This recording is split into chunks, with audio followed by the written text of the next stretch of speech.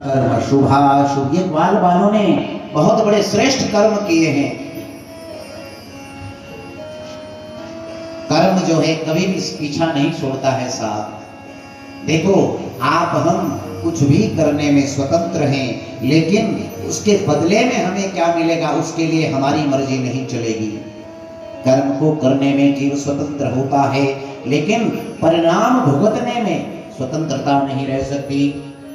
एक बार की बात है, एक महात्मा थे बाल ब्रह्मचारी, जरा ध्यान से श्रवण कीजिएगा प्रिय श्रोतागण। बहुत गहरी और बड़ी गंभीर ज्ञान की बात है। बाल ब्रह्मचारी थे, उनके सदगुरु महाराज ने शरीर जब छोड़ा तो अपने शिष्य को कहा कि प्रयागराज में जाकर के, जब कुंभ आएगा प्रयागराज में जाकर के मेरे नाम का भंडारा साधु संतों के लिए लगाना। बोले सदगुरुदेव भगवान की। दूर से नहीं बोलते हो, सदगुरुदेव भगवान की। ब्रह्मचारी ने एक नियम बनाया कि एक घर से एक सोने का सिक्का लूंगा। क्या लूंगा? गुरु जी का आदेश है कि जब मेरी वार्षिक श्राद्ध मेरा होगा, बारखी मेरी होगी, कुंभ के मेले में जाकर भंडारा लगाना है गुरु महाराज के नाम का। उन्होंने क्या नियम बनाया, एक बांस लिया उन्होंने, बांस, उसको खोखला किया, घर में जाते थे किसी के, एक सिक्का मांगते थे, है ना जी, और उस सिक्के को बांस में डाल करके और अगले गांव में अगले घर में चले जाते थे। इस प्रकार 7 फुट का वो बांस भर गया, पूरा भर गया। धीरे धीरे 2 वर्ष में जब बांस भर गया, एक सिक्के की कमी रह गई। कितने की? जोर से बोला करो। एक सेठ जी के घर में गए। सेठ जी की उम्र है 70 वर्ष, सेठानी की उम्र है 65 वर्ष। संतान कोई घर में नहीं है।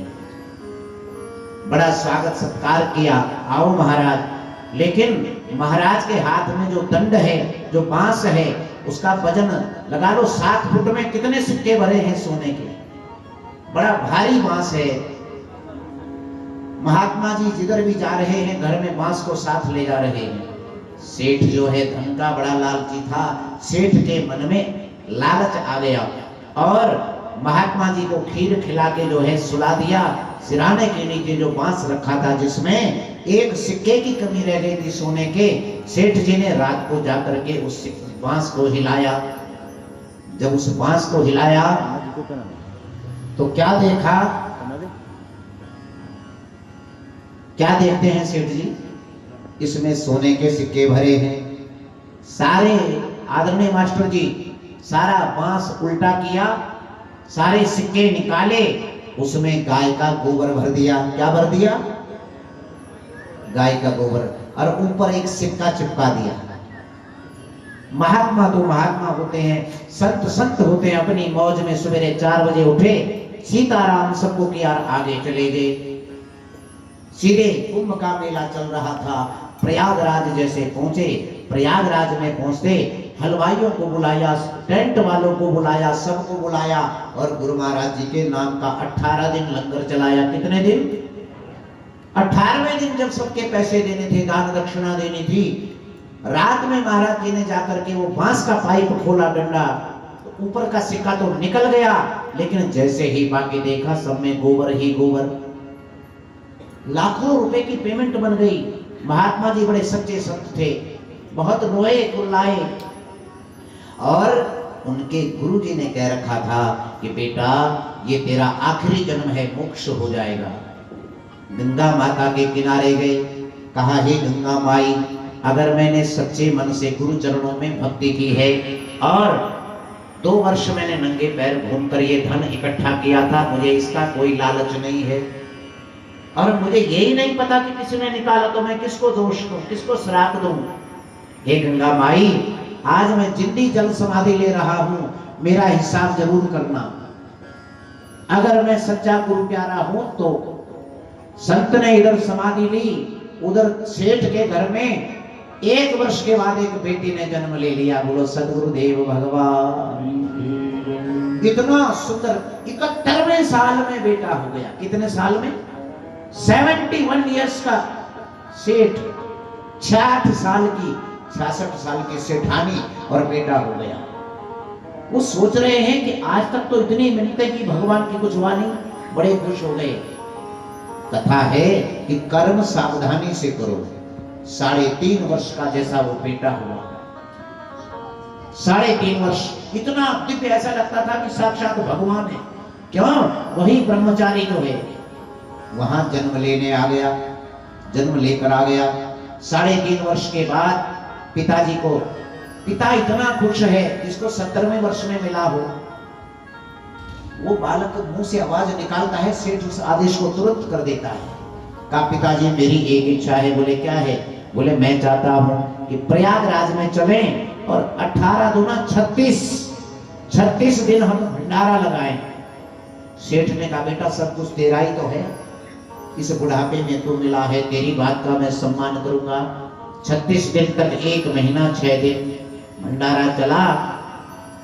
भंडारा चला तो हिसाब किताब लगाया गया, एक और उस बच्चे ने कहा पिताजी जिन हलवाइयों को मैं बुलाऊंगा वही आने चाहिए, दूसरे कोई नहीं आने चाहिए।